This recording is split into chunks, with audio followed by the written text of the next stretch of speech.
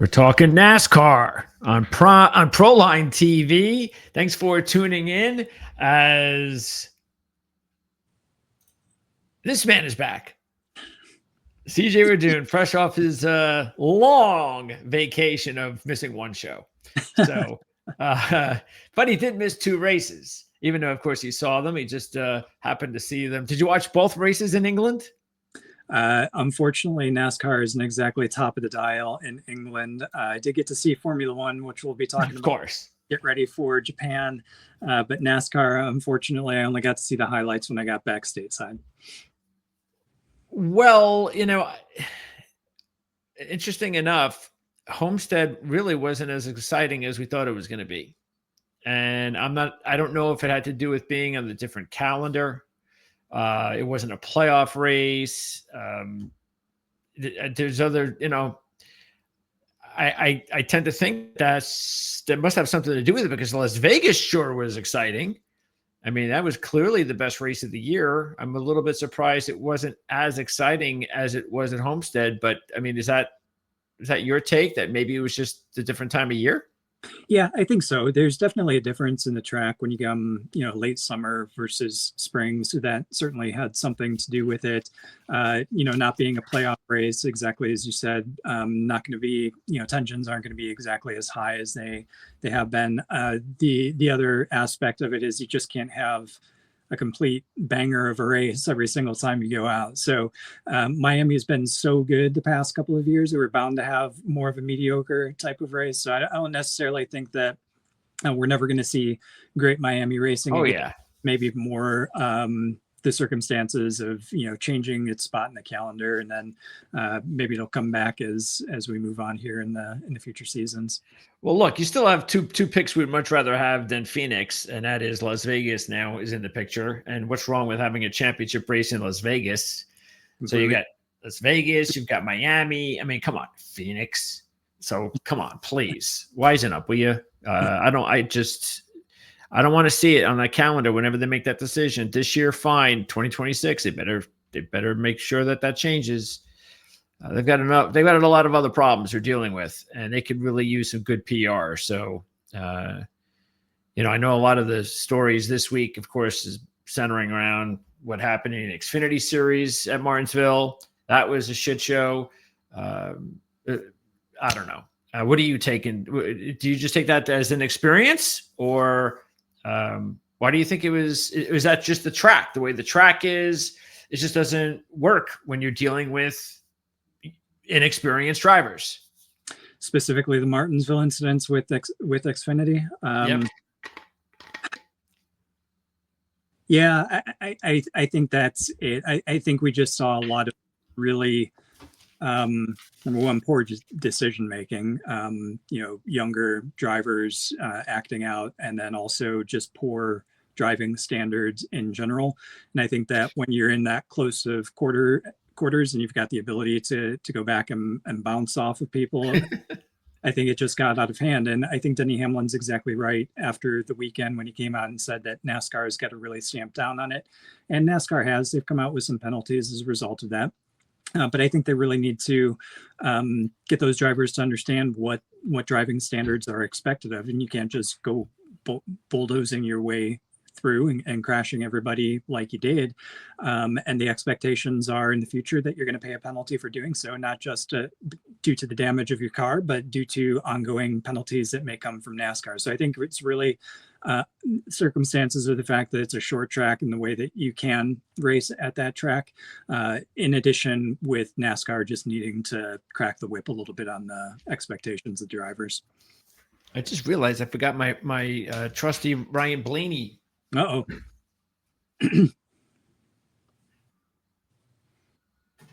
Here we go. That looks better. Yeah, you can't see my. Can't forget. I have eaten Gatorade bar. So anyway, let's fast forward because look, Martinsville for the NASCAR race, it made Homestead look exciting. That was just not good, but I don't know. It is what it is.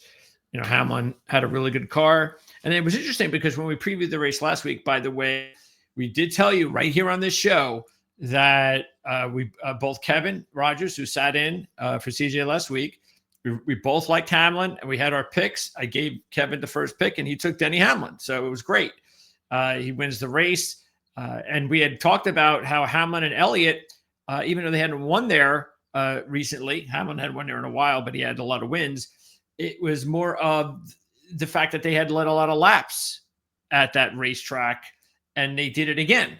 Elliott had a good run, a little run, but Hamlin just pretty much dominated and was clearly the car to beat. And he just didn't have anybody directly, like the cars that were good and competitive, with just like even Bell, but none of them just had anything for him. They couldn't even get close to him, even to start any potential issues like you saw the night before, at that track. So yeah, it is what it is, but that's kind of also been a little bit of the problem with the next gen car, is it's not as exciting on the shorter tracks as it has been on the 1.5 mile tracks, which is just crazy considering where we were pre next gen, which was the exact opposite.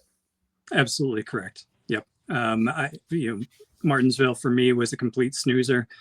You could tell that Denny Hamlin was the fastest pretty much all day. And then once, obviously, he got out in front, there was no looking back. I think he led or failed to lead only one lap after he first got into the lead for the rest of the race. So despite the fact that there were plenty of cautions and plenty of chances for people to have the opportunity to race him, he just head and shoulders above the rest of the competition. So he absolutely dominated more than half of the race, unfortunately.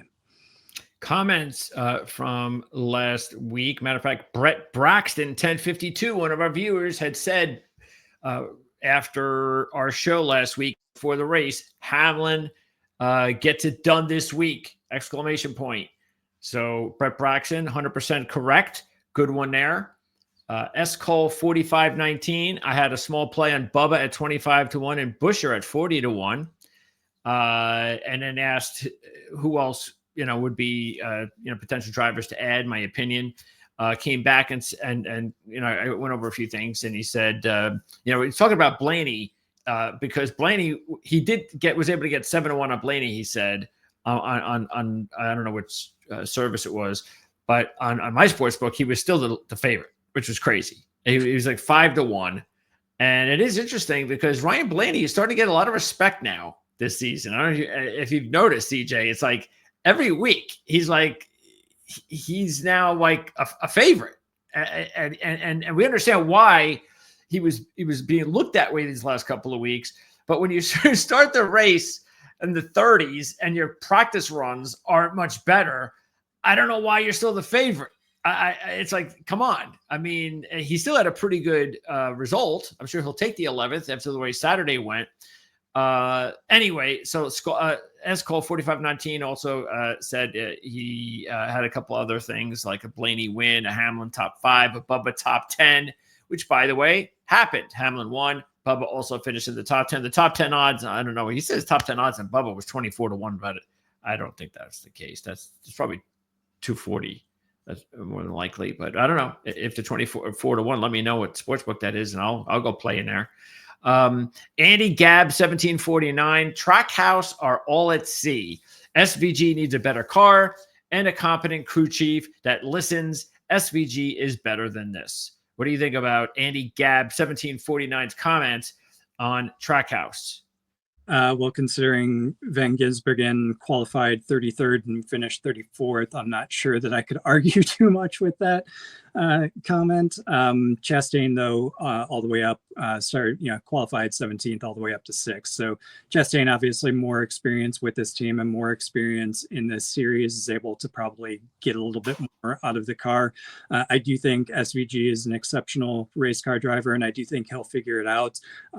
Can't say that they're exactly all together on that squad as of now, just given the way that they performed in Martinsville. So I don't disagree. I think SVG has his tracks, certainly the road courses where we're going to be looking his direction, but places like Martinsville and Bristol, yet I still think there's some work that team needs to do in order to gel, to figure out what he needs in order to be successful at these types of tracks.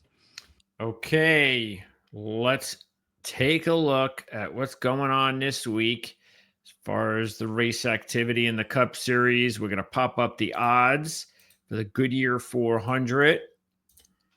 And here we go. Okay. So let's make sure we get all this done right. Big surprise who the favorite is.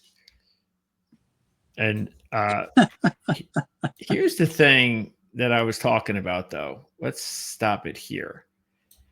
I mean, look at Ryan Blaney. Yeah. He's 7-1 at a track where he's led 22 laps in 16 races.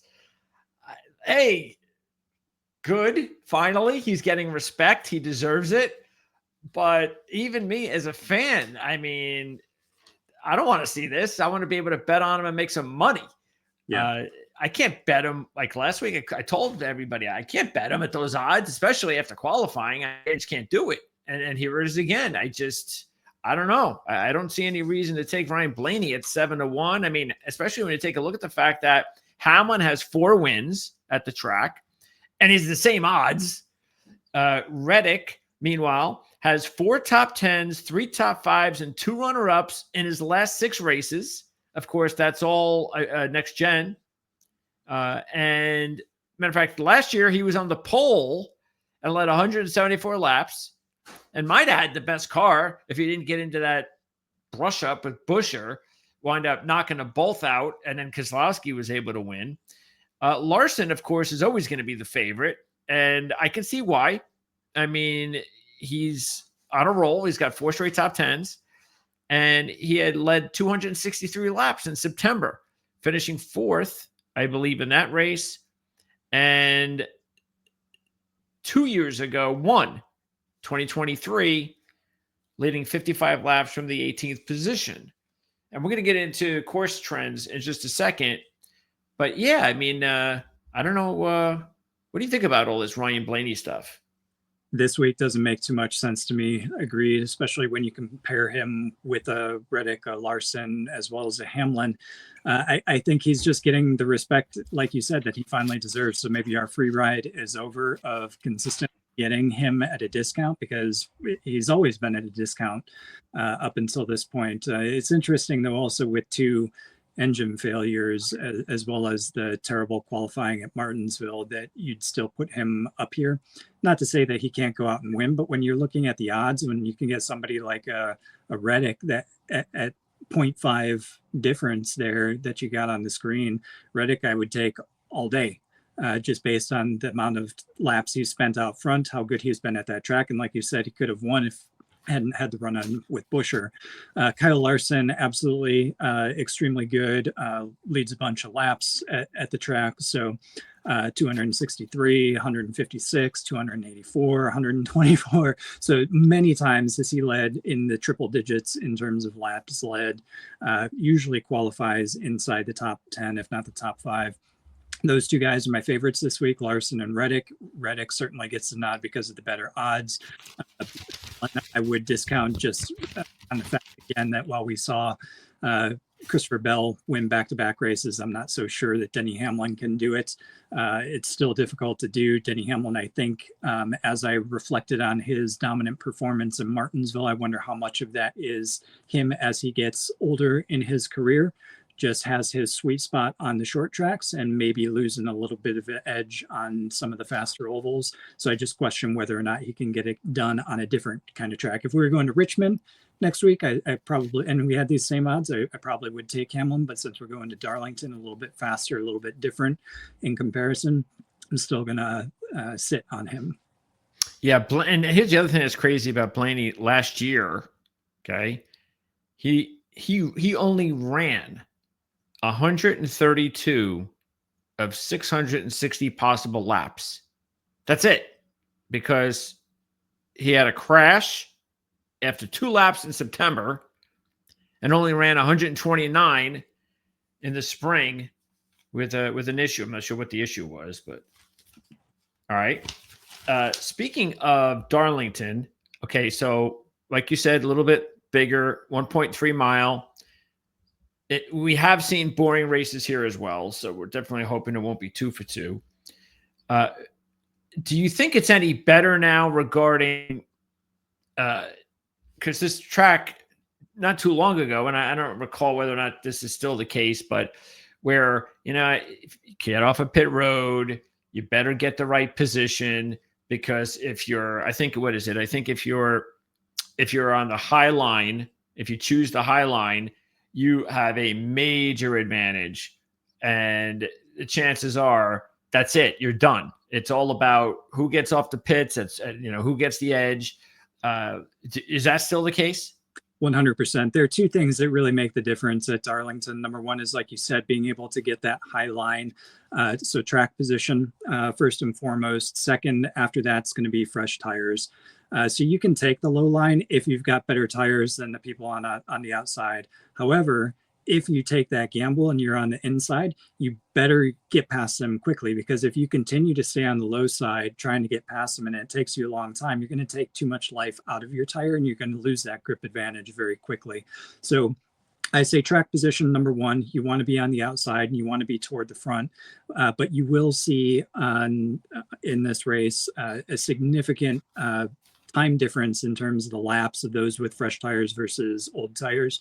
And those who can manage the tires and make passes quickly early after making a pit stop, they're also going to have an advantage, and therefore they're going to spend a lot of time out front, which is why you end up getting these boring races. Yeah, and I guess the only thing that could happen is because you can have different strategies, pit strategies, which could come into play, and which probably will come into play. Cautions will dictate that. Yeah. So if you get an unexpected caution, you're able to go off strategy. That will give you an advantage. And then if you get another lucky break, a quick caution after that, where you can get back on cycle after you've made up that track position, that could absolutely change the complexion of the running order. Okay, some other interesting trends. 6 of the last 8 winners started in the top 4. So positioning, very important. Don't forget to check in on Saturday for our starting lineup video, as we come on usually within an hour after qualifying is over, practice and qualifying each Saturday. So that's the top 2 rows, 6 of the last 8. One of them was a pole sitter, but there's only been one pole sitter winner since 2015. So keep that in the back of your mind as well. Now, the farthest back, and there's been 127 races here, the farthest back any driver has won is 43rd out of 43, I believe. And that was the first ever race at Darlington. But you've had a few others. You've had 37 twice, 31st, and 23rd twice. But that's it. I mean, that is what? That's 2, 3, 4, 5, 6. Only 6 out of 127 outside the top 18. That's not a lot. Meaning, if you don't qualify, we're going to have that line we're going to draw on Saturday. And when we put that line there, if you're outside the top 18 starting position, forget it. And there's only been one winner that has won a race outside the top 18 since 2003. So even more so. The last 13 winners, or I should, out of the last 13 winners, 5 have started between 13th and 18th. So that's interesting. But it is the last 5. So I guess as things have evolved a little bit, maybe even next gen a couple times, starting outside the top 10 hasn't been that much of a big deal. But again, we're not talking outside the top 18 still. Yeah, I think if you look at, really Kyle Larson is one of those 2 that did that. He did it there from you go. spot. So that's saying something. The other one was Eric Jones. And I think that probably goes back to what I was talking about before, where if you're able to go off strategy, make up some track position, get a lucky break on another caution quickly thereafter, and consolidate that track position, then move back onto the same strategy, you've got the advantage. You've just made up that track position. You're on equal footing as everybody else. So I think there's some luck that plays into that as well. But to your point, the next gen car is highly adjustable. We've seen that since its introduction. Darlington is a place where you need to have an adjustable car because your track position and your tire wear is going to change dramatically throughout the day, and so teams are going to need to be able to stay on top of that. And the ones that stay on top of that best are the ones that end up persevering, which I think is the Kyle Larson story. I think Eric Jones, I'd have to go back and look at that specific race, but just by the fact that it's Eric Jones and he's not Kyle Larson or whomever you want to throw in there, maybe Denny Hamlin or whatever. I think there's a little bit of strategy and luck that comes into that as well. We went over a couple of Toyotas, Reddick and Hamlin.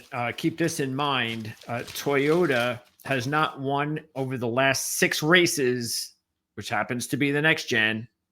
So that is something to keep in mind.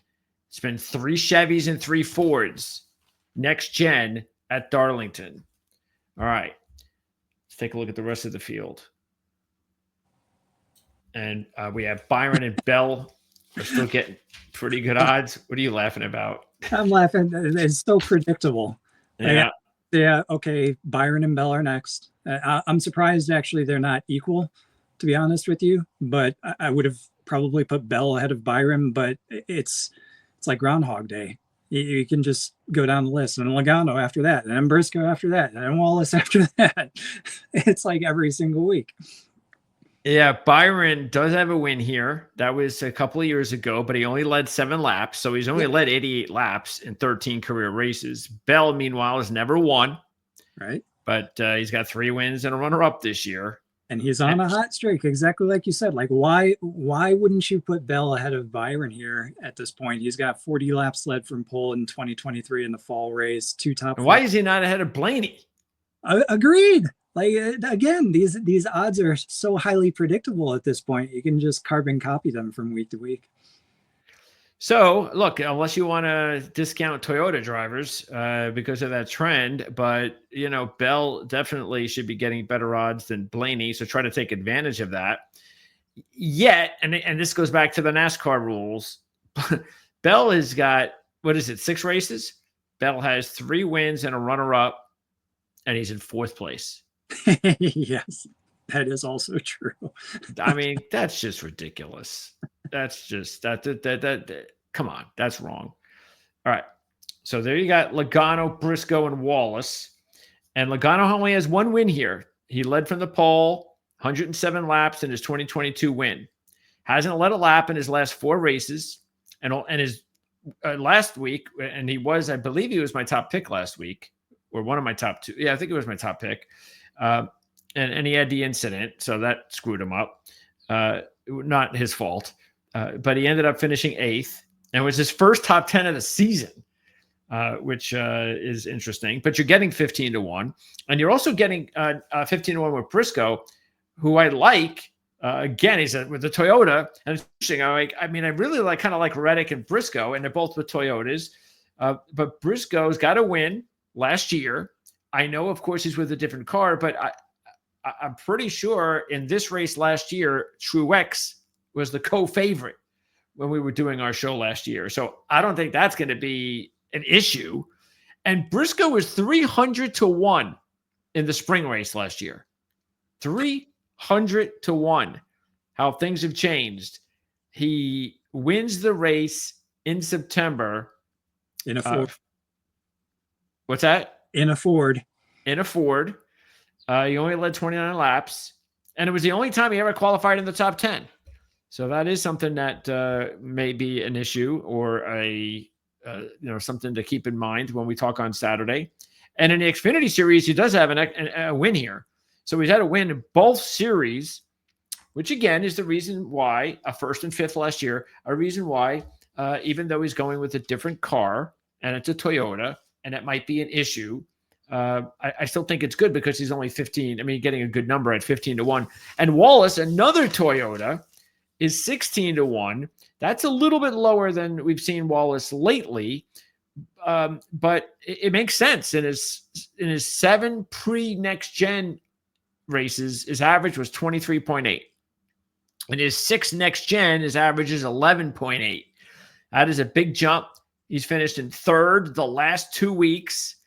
And in his last 5 races at Darlington, he has a pole and 4 top 10s with a top 5. So that's pretty good, which is why he's down to 16-1, but you lose all your value now with Bubba at 16-1. Yeah, the only person on this grouping that I would probably shy away from would be a William Byron, not because I think he's not good at this track, but he's not as good as some of the others despite the win. And he's also just felt a little bit off of the pace. His early start with the Daytona 500 win is, catching up with him at this point. Bell and Logano, both excellent choices. I think Briscoe turned things around with the win. It was a Ford. He's in the Toyota again, so you've got to take that into account. However, he is a good driver at this track, and I'm sure if the team puts the right equipment under him and doesn't make any mistakes, that he could be in contention as well. I think Wallace is probably the standout for me on this grouping just because of his recent history: 9th, 5th, 7th, 7th, and then 16th last fall from pole when he led 37 laps. So I think if Wallace can just put things together, he could end up having another really good weekend, plus the fact that he's been racing extremely well the past couple of weeks, some very good finishes. So he's got momentum behind him. I just want to see Wallace put behind. I want to stop seeing him, Monday after a race, giving the aw shucks, it's not a mistake conversation. Like, stop it. Just like, you're doing well. Stop doing the oh woe is me. Get that out of your mind. Get the right mindset that you're a winner. Go out and win some races. I think he can do it. I just want to see that stop for him. And I think once he gets that monkey off of his back, I think he's going to be in a different state of mind and probably a different realm of performance too. Okay. Next group here.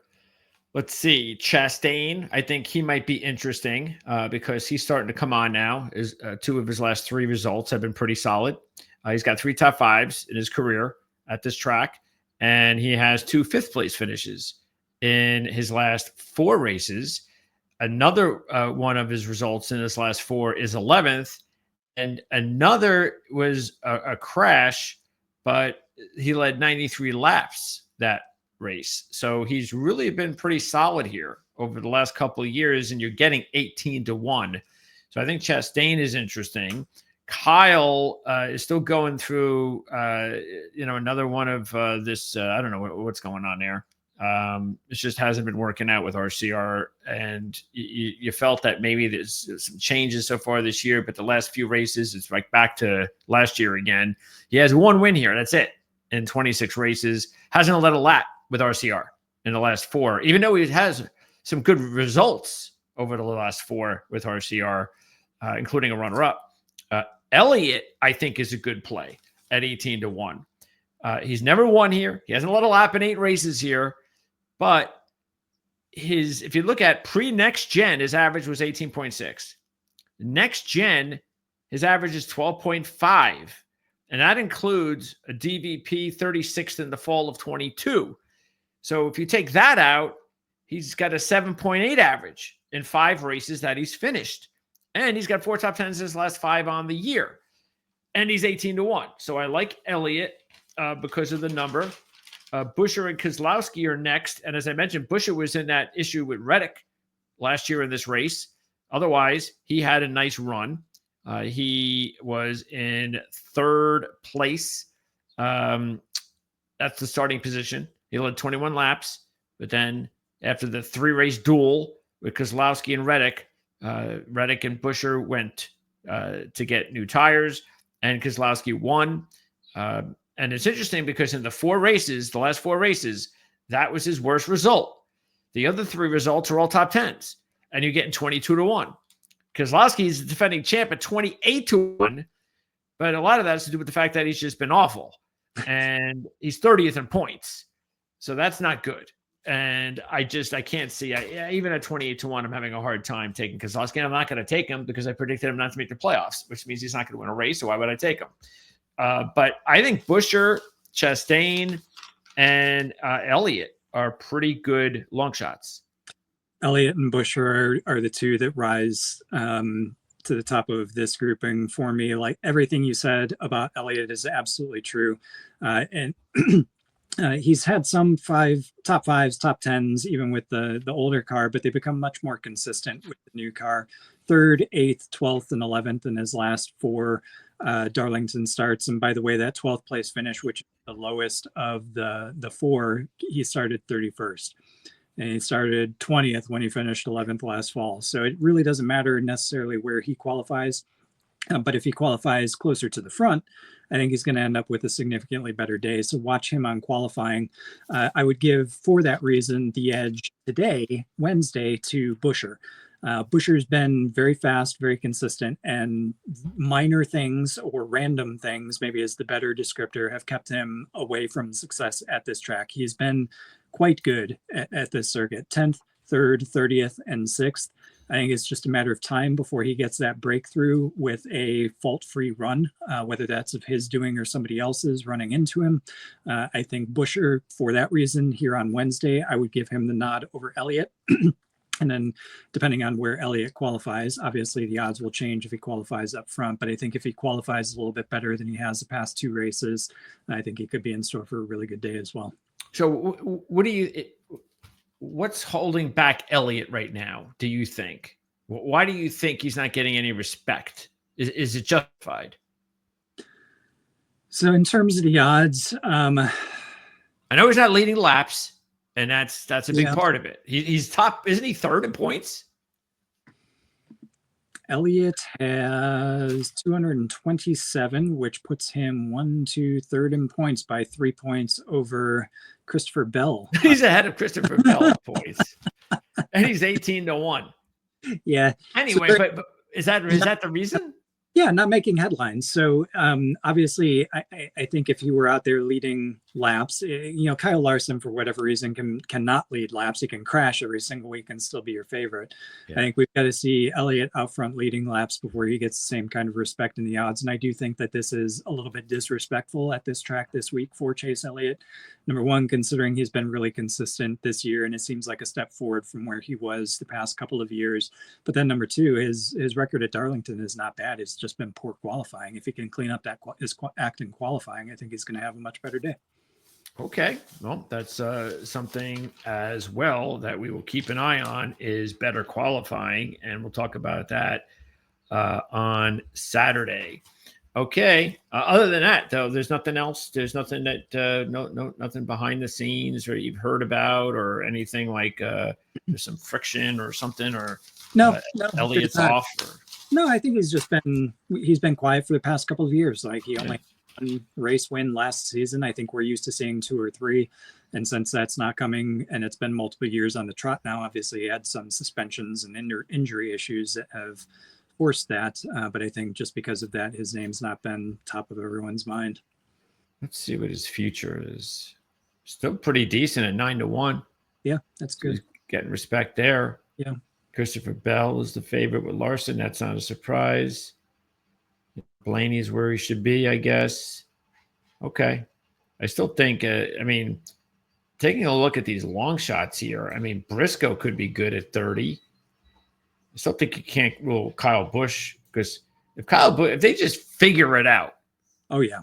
Then you're going to rue the day that you didn't take this 35-1, because it could happen.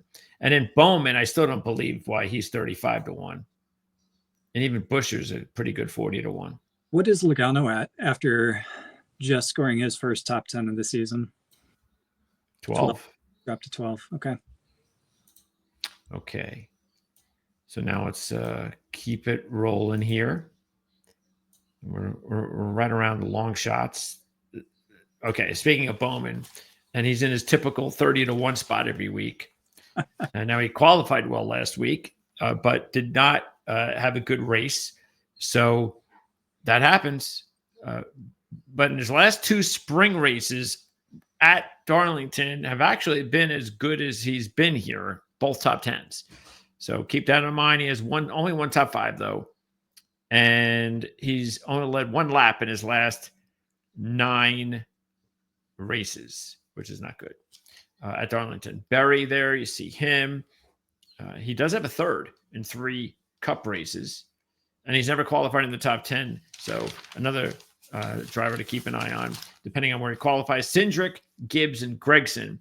Now, Cindric, and some of these odds, matter of fact, I moved this up. Well, some of these odds we're going to see, I'm a little bit surprised about, because we've seen Cindric not get any respect. And now it looks like, I'm not saying 40-1's respect, but I mean, Berry's won a race and he's getting the same odds, and Bowman's looked even better than Cindric. So I'm a little bit, Cindric has never led a lap here. So I'm surprised he's getting 40-1. He was 400-1 though in the spring last year. So maybe he is getting respect. Gibbs is I think in a really good number here, because he had his breakthrough last week a little bit, and we have seen him start to race better. Now his qualifying still stinks, but he's getting closer now, and he's had very close to a couple of top 10 cars lately. Gregson's also a surprise at 50-1. I'm a little bit surprised. Usually, a Cindric or Gregson is at 80-1, and they have to qualify well to get to 50 or 40. So I'm a little, but Gregson doesn't have anything going in Cup, but he has been awesome in the Xfinity Series here. In 8 Xfinity Series races with 7 top 10s, 5 top 5s, a runner-up, 2 wins. He's led over 250 laps with an average of 5.4. His best Cup finish was 14th. And that was in one of the races last year. And it is surprising that he's still 32nd in points, because it looks like he's doing better, but they're just not finishing races well. So, an interesting group of long shots. Who do you like here? Berry, Bowman, probably Bowman the most, just because I think that he's not getting any respect based on that. And yeah, he's not been out front to lead laps and all that good stuff, which is questionable. It's been a while since he's been out front. All the way back in 2020, I think, was the last time he led. Who's that? Alex Bowman. Where, at Darlington, you mean? Darlington, exactly right. Noah Gragson, like you said, it would not surprise me one bit to see him have a breakthrough in Cup at this track, because he was so good in the Xfinity Series. Gibbs, I think the number is right finally for him. And he's starting to trend the same direction. Berry, I think, probably stands out the most out of all of them, though. His third place finish in the spring race last year came from the 33rd starting position. He had a much better starting position in the fall, but he ended up crashing out. But he did lead 5 laps. So with another good Ford here, with the top results that he's already been able to deliver this season, I wonder if we see Berry punch above his weight again this weekend. Okay, and here are some more long shots before we get to the big ones. And you've got Jones. You talked about Jones. He's got 2 wins here and 5 top 5s, but he hasn't led a lap in his last 4 at Darlington. His career average here is 13.2, which is why you're getting only 50-1 here. But they just haven't found anything yet this year. But this guy has, and I think this is, you're getting a nice little break here with Ryan Preece, believe it or not, at 55-1, because he has 3 straight top 10s. I don't think we've ever said that before with Ryan Preece. Now, he has never led a lap in 10 races. So there's that. But he does have 2 decent results last year, including 12th. And that's when he just didn't have anything last year. So, and by the way, he was 400-1 in that race. A lot of big numbers last spring in this race. But Preece, I think, is a good long shot play. Hocevar could be a good long shot play too, because he not only finished 6th in the Xfinity Series at this track, in his only race in Xfinity Series at the track, but in the Truck Series, he has 3 top 5s in 4 races, including a runner-up and a 5.3 average. So between the Xfinity Series and the Truck Series, he's had some good experience here, and we know he has been a pretty decent qualifier so far this season. So yeah. So I think Preece and Hocevar, with these 4 drivers here, pique my interest the most. Yeah, and I would put Preece at the top, because even before, now when he's got some momentum behind him and a really good string of results, when you come to Darlington, he's punched above his weight. We never talked about Preece, and he was always kind of, outside the top 20, kind of an also ran type of person. But when it comes to Darlington, He's got a 17th, 12th, 15th, 17th, 12th, and a couple of other finishes that are worse out of his 10 starts. So that tells me that Preece has been outperforming his expectations at this track in the past. Give him a better situation with some confidence and momentum behind him coming into this week. And I think we have another, all the right conditions for him to have another good race this weekend. So Preece out of that bunch stands above the rest. And then as far as the rest of this long shot group, let me see who sticks out. Only two drivers stick out for me. That would be McDowell and Haley. That's right. McDowell's at 170 to 1. And he has 3 top 10s in 19 career races at this track, but all 3 have come in the next gen. So they've all come in the last 6 races. 2 of the last 6 have been wrecks. So if he stays out of wrecks, he's basically finishing top 10 here. So it may not be a bad fantasy deal, or maybe get a decent number on a top 10 for Micah McDowell, considering he's 171 to win the race. And Haley here at 200 to 1, I think is worth a buck, because in the next gen spring races, 3, he's finished 3rd, 8th, and 9th. So I don't know what the deal is with the spring races, but maybe it's because it's not a playoff race, and he's already out of it. But in his 5 Xfinity Series starts at the track, he's got a 4.6 average with 1 pole and an average finish of 10.4.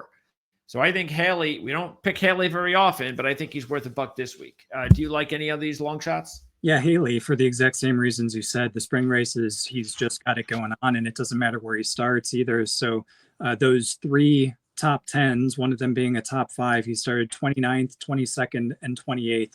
So put him anywhere in the field, and he can walk away with a top 10 spring race. So I think that's a fantastic number for Haley. Okay, let's get our picks going. So let's see. Do you know who goes first? I'm going to let you go first, because you said that you did not go first last week when I was gone. Okay, that works for me, I guess. I'll take Reddick, even though it was a Toyota. Then I will take Larson. I would have taken Reddick if I had gone first. And I would have taken Larson. There you go. If you would have went first. Okay. My second choice, I'm going to go. Yeah, this is going to be between Briscoe, Elliott, and Buescher. So I am going to go with, I tell you what, I'll go with Briscoe. Then I will go with Buescher. Okay. And then that leaves Gibbs, Preece, and Haley. Mm-hmm. So I will take, I tell you what, I'll take Preece. I wouldn't normally do this. I'm really leaning more toward Haley, but I'm going to go ahead and take Gibbs. We'll see what his recent kind of breakthrough from last week translates to this week. All right, so there you go. And again, some of the other drivers that are left off of our board, the ones I like the best are Wallace, Elliott, Chastain, Gibbs, Gregson, Hosefar, Haley, and Elliott would definitely be at the top of that list. Yep, him and Wallace. And both of them. I mean, Wallace's odds are a little bit down at 16 to 1, but Elliott is actually getting better odds than Bubba Wallace at 18 to 1. So take advantage of that. Why don't you? And what's coming up next? What's the schedule for NASCAR? Because you've been away for a few weeks. Bristol, and then Talladega. Bristol, Talladega. Before we have to go, do we have to go to Texas? It's on the schedule. So barring any natural disasters, we're going to Texas. Okay. So take advantage of these next 2 weeks. Again, Bristol, unfortunately, just has not been as good with the next gen. One of these years, I hope that changes. So I hope we see something different, because I want to go to the night race too. The only thing that stinks, I wish the night race was at this time of year, but the only thing that stinks about the Bristol thing is in the fall is that it's around college football time, and so much going on the weekend that if you take a trip to Bristol, it's like a whole day and there's a lot going on, but it's not saying I won't do it. Anyway, so that's going to wrap it up. We're going to talk Bristol next week, Talladega the week after. And for you F1 fans, we are going to be recording that show next. So that'll be available in a few days. The NASCAR show goes up immediately. It's Wednesday afternoon. Stay tuned for some live coverage because we are going to do a live show, one of these shows soon. So we'll just have to pick a day that makes the most sense. And trust me, at some point, maybe even in 2 weeks with Talladega, maybe I'll do some live coverage of the last half hour of the race and see how that goes. So you might want to enjoy that. Don't forget to subscribe to the show. And also, we've got the thanks icon on the bottom of the screen now that we're monetized by YouTube. So you can use the icon, the thanks icon, to donate, to support the channel. You can support it with $1, $10, whatever you want to support it with, just by clicking the thanks icon on the bottom of the screen. If you can't do that, just subscribing, leaving comments, liking, sharing, all of that is awesome as well. So CJ, appreciate it. You're going to have your RotoWire report ready as well by Friday, correct? We'll have that up on Friday. Same thing with Formula One. Formula One will actually try to get up tomorrow on Thursday, though. So if you're looking for that, rotowire.com, the link will be in the comments and description of this video. And then when we get the F1 report, I'll post the F1 video. And then we'll see you on Saturday for our post-qualifying report, our starting lineup show. And anyway, we'll see you then. And if you only tune in for these shows, we'll see you again next week as we preview Bristol.